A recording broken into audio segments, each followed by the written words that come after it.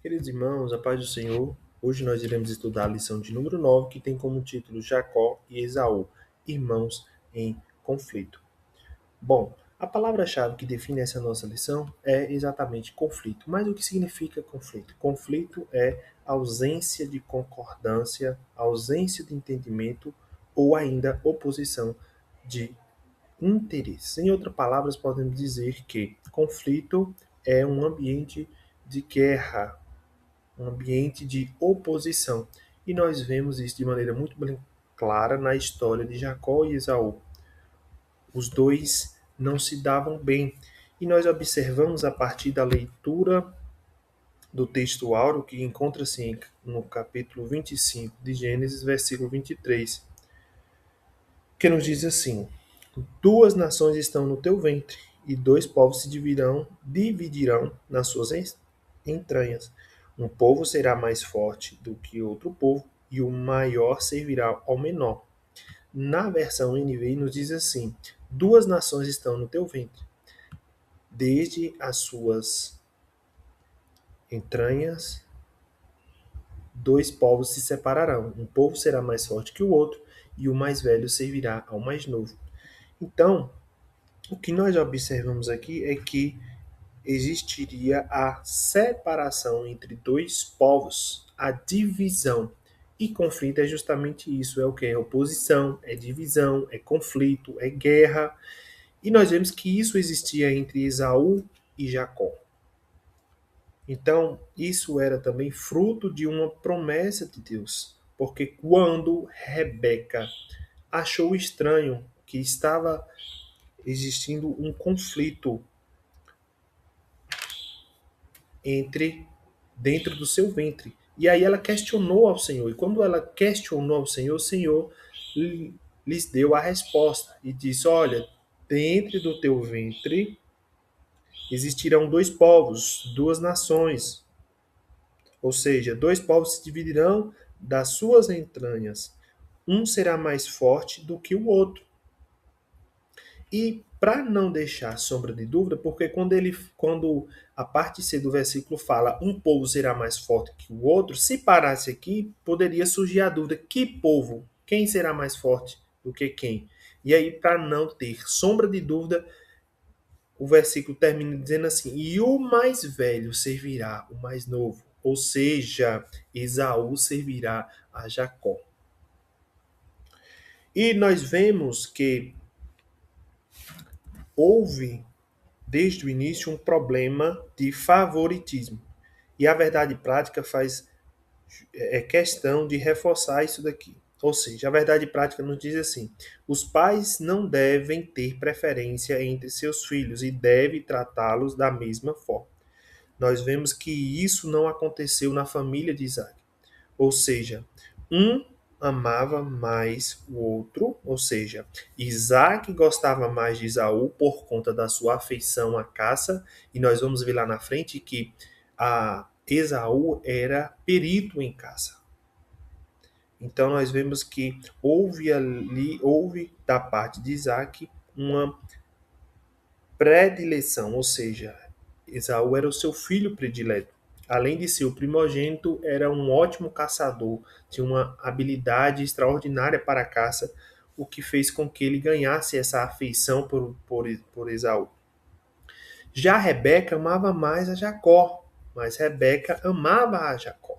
E nós vemos o problema que isso gerou na família, né? Problema de divisão, problema de conflito, instabilidade emocional, disfunção familiar. Então, o favoritismo é um problema e, portanto, não deve ser replicado ou aplicado no seio familiar.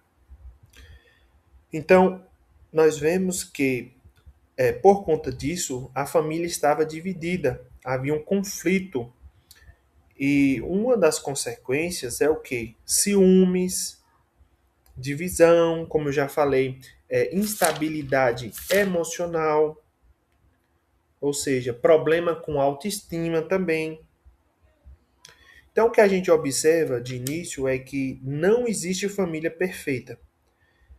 Como nós podemos ver, a família de Isaac não era uma família perfeita, mas os erros dessa família, eles servem para que nós possamos usar isso como referência e evitar cometer esses mesmos erros. Ou seja, os erros da família de Isaac têm muito a nos ensinar. E uma das lições, um dos ensinamentos é os pais não devem ter preferência entre seus filhos e devem tratá-los da mesma forma. Então, os filhos devem ser tratados da mesma forma e não com favoritismo ou dizendo esse daqui é meu predileto. E por mais que não diga, demonstre através de ações, porque às vezes pode não dizer, mas pode demonstrar através de atitude, de ações, de conduta que deixa isso bem claro.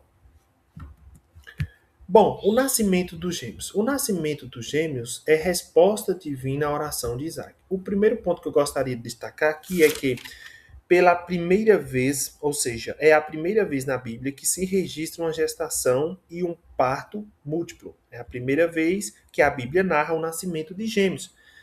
Não é que não tenha existido, pode ter existido, mas aqui é a primeira vez que a Bíblia narra essa história sobre o nascimento de gêmeos. E nós vemos que o nascimento desses gêmeos, ou seja, Esaú e Jacó, foi resposta à oração de Isaac. Isaac orou insistentemente até que o Senhor decide conceder-lhe filhos, cumprindo assim a promessa que foi feita a seu pai e a ele. Então, Rebeca estéril, assim como Sara, recebeu a bênção de filhos após a oração de Isaac. Esse milagre ilustra a importância da perseverança na oração e a misericórdia de Deus em atender petições. Então, assim como Sara, Rebeca também era estéril. Então, o que nós vemos aqui, o mesmo problema que aconteceu com Abraão, aconteceu também com Isaac. Abraão esperou 25 anos para ver a concretização, visualizar a concretização da promessa de um filho. E Isaac esperou 20 anos, porque quando ele casou-se com Rebeca, ele tinha 40 e foi ter filhos com 60 anos. Então foram 20 anos de espera. E aqui, através desses exemplos, nós podemos ver a importância da perseverança na oração. Nem por isso ele deixou de orar, nem por isso ele parou, estagnou a sua oração, mas continuou orando, orou insistentemente. E a misericórdia de Deus o alcançou. Ou seja, o Senhor atendeu a sua petição. Então, resumindo, o nascimento de Esaú e Jacó é resposta divina à oração de Isaac.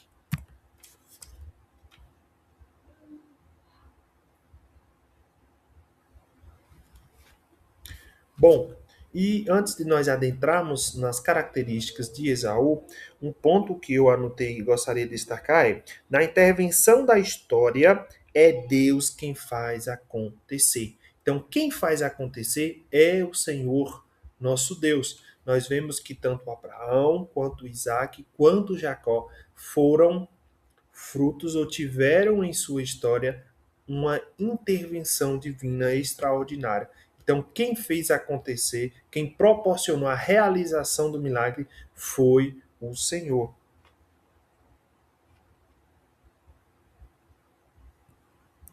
Características de Esaú.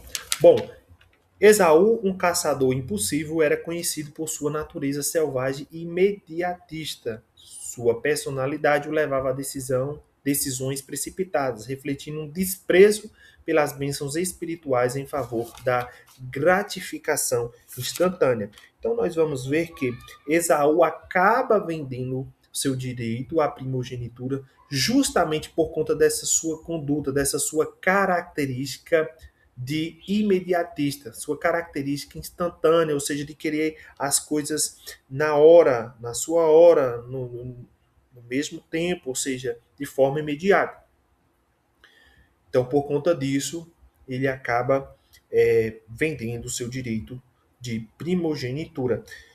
Lá em Gênesis, capítulo 25, versículo 27, a Bíblia nos afirma que Esaú foi varão perito na caça, varão do campo. Então ele não era um simples caçador, ele era um caçador habilidoso, ele era perito na caça. Então ele tinha essa habilidade extraordinária com a caça. E ele era um caçador impulsivo, conhecido, portanto, por sua natureza selvagem e imediatista. E nós vemos que essa sua, essa sua característica de imediatista levou ele a desprezar uma grande bênção espiritual que era a primogenitura. Então, quando ele chega cansado de uma caça, ele depara-se com Jacó preparando um guisado saboroso, quem sabe cheiroso e apetitoso. E aí ele não, por conta dessa característica imediatista, acaba pedindo a ele a que lhe desse um guisado, que lhe desse, que lhe oferecesse uma sopa. E nós observamos que Jacó, com sua esperteza, propõe vender, propõe comprar a sua primogenitura. E aí ele diz: bom, eu vou morrer mesmo. Então, e aí quando ele fala isso, nós já observamos aqui que ele está desprezando o valor da bênção espiritual. E aí o que a gente observa é que o que um despreza, ou seja, Esaú desprezou, mas Jacó valorizou, ainda que usou de artifícios, de meios de engano para conseguir sua bênção, mas ele valorizou. Então nós vemos que essa conduta imediatista de Esaú fez com que ele perdesse a sua primogenitura, fez com que ele vendesse a sua primogenitura e o trocou por um prato de lentilhas e pão.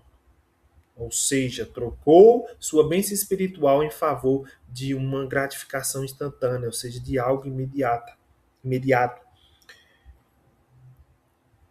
Então, vender o direito de primogenitura por um prato de ensopado demonstrou quão pouco ele valorizava esse direito. Então, nós observamos aqui que Esaú ele não tinha consciência do valor da sua primogenitura. Ele não valorizou em termos espirituais e familiares. Então, nós observamos que Esaú ele não desprezou um simples direito, mas ele desprezou um direito que era estabelecido por Deus.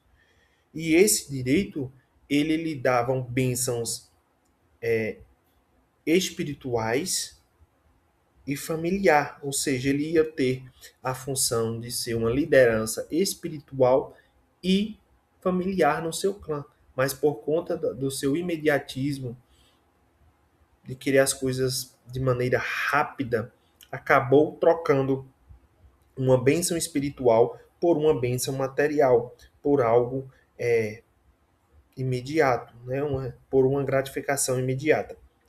Então nós vemos que ele não entendeu o real valor ou a real importância da bênção espiritual. Nós vemos que não era simplesmente uma simples bênção, mas era uma bênção grandíssima, ou seja, era um patrimônio espiritual e familiar muito grande. E ele acabou desprezando, desvalorizando por conta do seu imediatismo.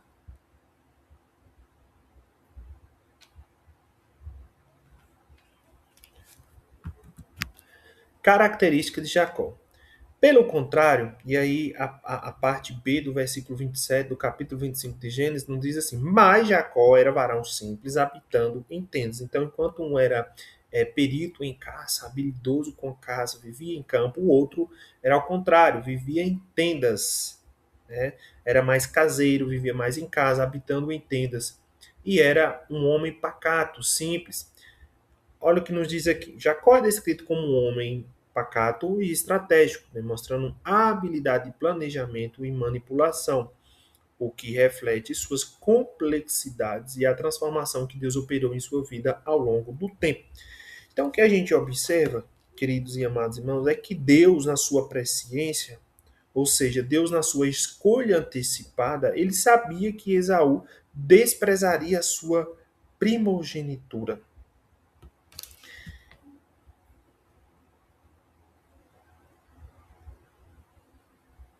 Então, como o Senhor sabia de que isso iria acontecer, o Senhor escolheu Jacó para dar continuidade ao estabelecimento para da promessa, ou seja, a promessa de que iria fazer dele uma grande nação. E a continuidade dessa promessa ela foi direcionada e aconteceu por meio de Jacó e não por meio de Esaú, que era o filho primogênito.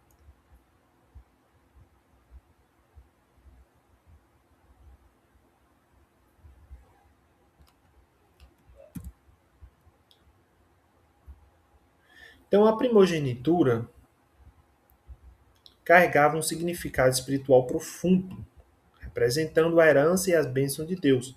Esaú desprezou isso, trocando sua herança por um prato de lentilhas, demonstrando gratificação imediata.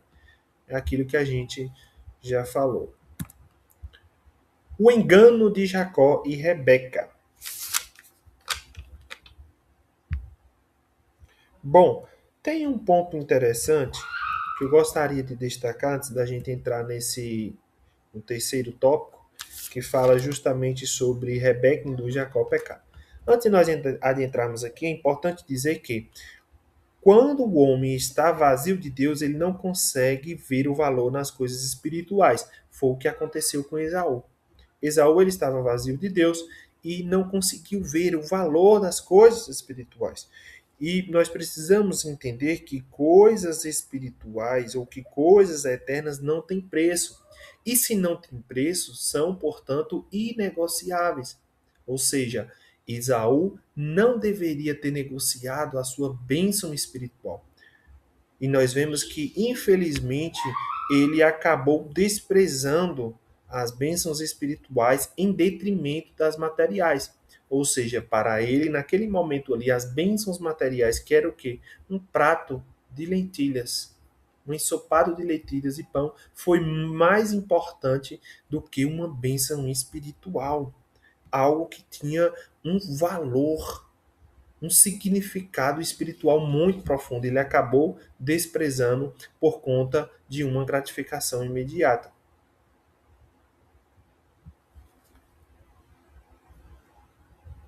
Então, que nós possamos aprender através desse exemplo aqui, através da lição de Esaú, que coisas eternas não têm preço.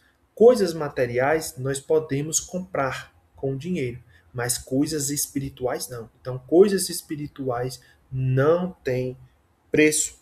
E se não tem preço, elas são inegociáveis, ou seja, não podemos negociar as bênçãos espirituais. Bom, agora nós vamos adentrar no terceiro tópico que fala sobre o engano de Jacó e Rebeca. Aqui na revista fala: Rebeca induz Jacó ao pecado. O pecado de manipulação se manifesta quando Rebeca induz Jacó a enganar Isaac, buscando a bênção. E esse ato de desonestidade gera consequências graves, afetando toda a família e sua dinâmica. Bom, então nós observamos que Rebeca ela é a mente pensante de tudo isso. Foi ela quem arquitetou, planejou, projetou e elaborou ali um plano mentiroso para que o seu filho amado recebesse a bênção do pai no lugar do irmão. Então nós vemos que Rebeca ela não teve nenhum pudor em induzir o filho a mentir e enganar o próprio marido e pai dos seus filhos. Então ela não teve pudor. Ela foi desleal com seu marido e acabou induzindo seu filho a erro. Um problema muito grave, gravíssimo, porque os pais precisam ser exemplos para o filho. Os pais precisam ser a base, a reverência do filho. E no caso de Jacó, o que dizer de sua mãe, que o induziu a mentir, a enganar, a roubar a bênção? Então nós vemos aqui que Rebeca ela acabou querendo agir por conta própria, querendo ajudar Deus. Porque se ela sabia que o maior serviria o menor, e aí ela viu que Isaac já estava avançado em idade, suas vistas se escureceram e estava próximo ao leito de morte. E aí, possivelmente, ela se desesperou e, por se desesperar, ela quis agir por conta própria e acabou induzindo o filho a mentir e a enganar o pai. E nós vemos que isso trouxe uma consequência muito grande para a sua vida. Ou seja, ela pagou um preço muito alto por sua atitude, pois seu filho teve que fugir da sua casa e ela nunca mais o veria novamente. Bom, então como que aconteceu o plano de Rebeca? Rebeca pede a Jacó que ele vá buscar dois bons cabritos e diz que ela vai fazer deles um guisado saboroso para o esposo como ele gostava. Então ela conhecia os gostos de Isaac. E aí ela usou isso a seu favor. Disse: vai lá, meu filho, pegue dois cabritos que eu vou preparar um guisado maravilhoso, saboroso para o seu pai, a fim de que a gente possa pôr em prática esse plano que eu elaborei.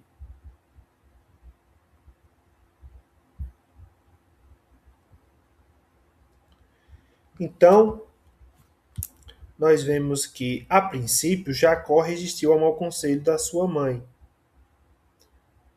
quando ele diz: mas meu pai descobrirá. E aí, ao invés de eu ser abençoado, eu vou ser amaldiçoado. E aí foi o momento que a mãe disse: meu filho, deixa que essa maldição recaia sobre mim, mas faça o que eu estou lhe mandando. Nós vemos um problema seríssimo aqui, né? Um erro gravíssimo.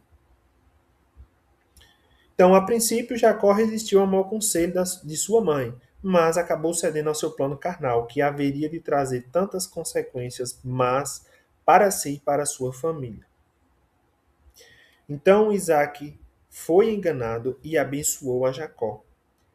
Mas a trama enganosa foi descoberta. Esaú ficou revoltado e angustiado. Então ele ficou tão angustiado a ponto de querer matar o seu irmão Jacó. Olha o que nos diz aqui o slide posterior. A ira de Esaú, após perder a bênção, levou Jacó a fugir. Então, quando Rebeca ficou sabendo que do plano de Esaú de matar o irmão, ela teve que orientar o seu filho a partir, a fugir. Então, o que nós observamos aqui, irmãos, é que esse triste episódio nos mostra que a predileção, a mentira e o engano prejudicam o relacionamento familiar. Então, nós vemos que isso trouxe problemas seríssimos. Então, a preferência por um dos filhos causa ciúmes, divisão, problemas com autoestima e a disfunção familiar. Era uma família dividida, uma família desfuncional.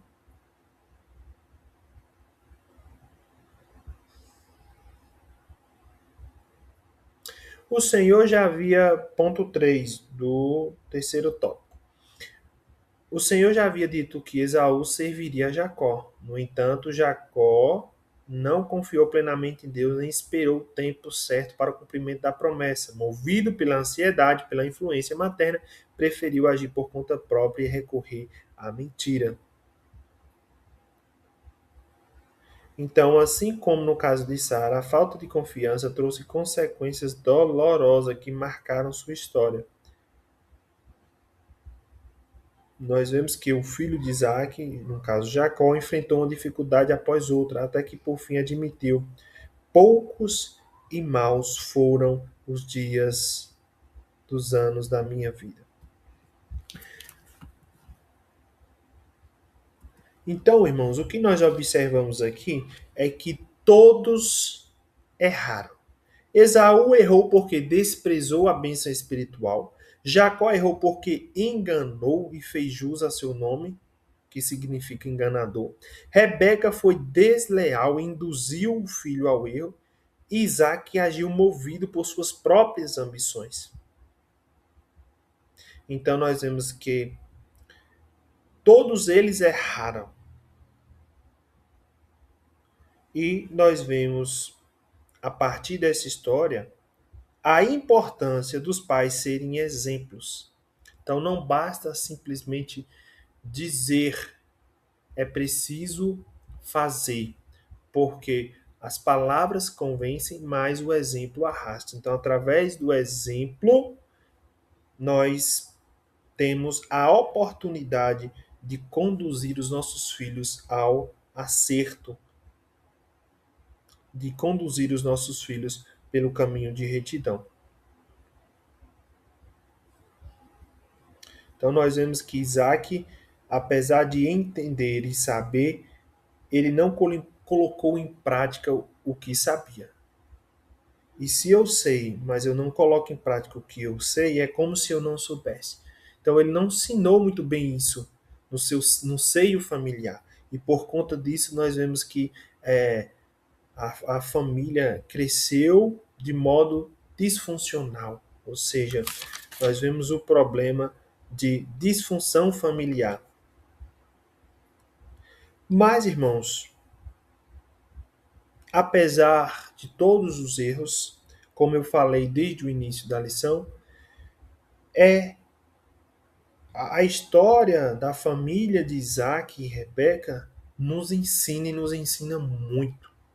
E uma das lições mais importantes que nós podemos extrair é de, de não aprovar o favoritismo. Ou seja, os pais não devem ter preferência entre seus filhos e devem tratá-los da mesma forma e não de forma desigual. E não de forma a dizer, esse daqui é meu predileto. Não. Tratá-los de forma igual, com respeito, com carinho e com amor.